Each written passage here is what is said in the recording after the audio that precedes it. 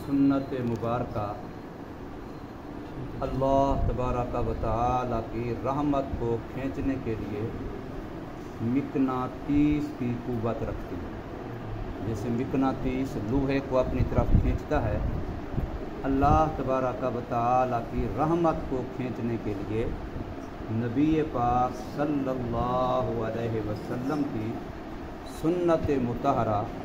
आपकी हयात तय्यबा, आपका उसवाए हसना,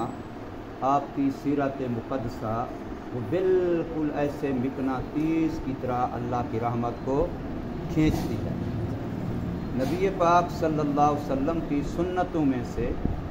एक सुन्नत ये है कि आप जब भी अपने किसी मुसलमान भाई से मुलाकात करें, आपका आमना सामना हो, दोनों के चेहरे सामने आएँ, तो अन तल्का अखाका बेवजहिन तलक, तेरे चेहरे पर मुस्कुराहट, तेरे चेहरे पर खुशी के आसार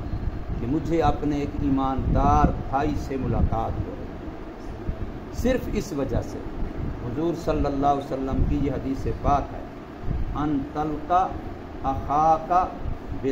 बेवजहिन तलक,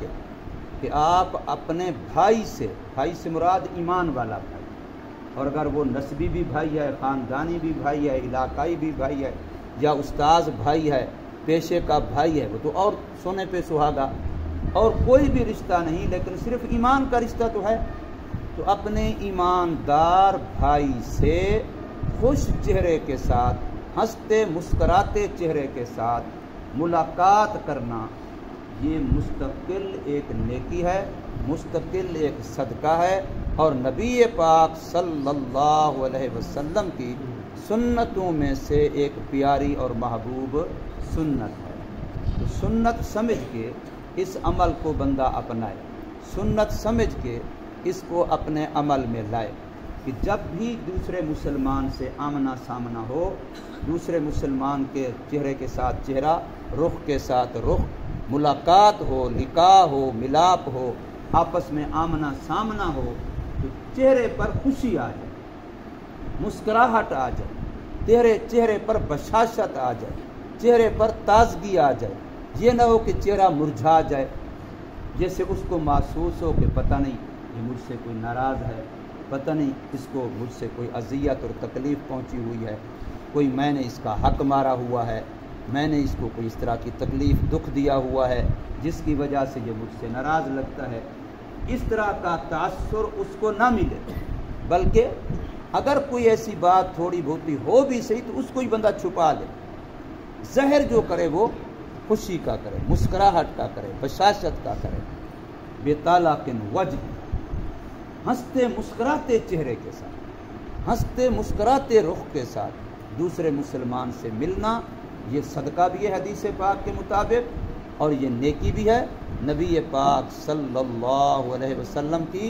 सुन्नत भी है, और सुन्नत होने की वजह से अल्लाह ताला की रहमत को खींचने का, लेने का, हासिल करने का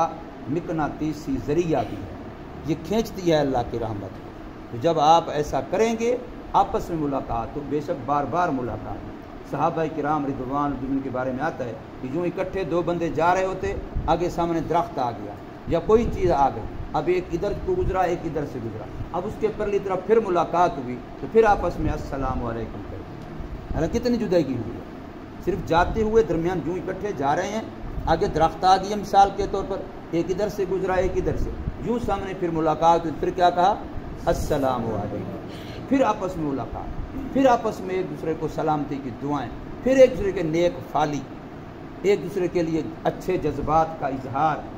ये ईमान वाले के दिल के खालिस होने की, दिल के बेऐब होने की निशानी है। और आपने सुना है, ये हदीस पाक में आता है, तिरमिज़ी शरीफ में हदीस है कि नबी पाक सल्लल्लाहु अलैहि वसल्लम की अज़ीम शान सुन्नत ये है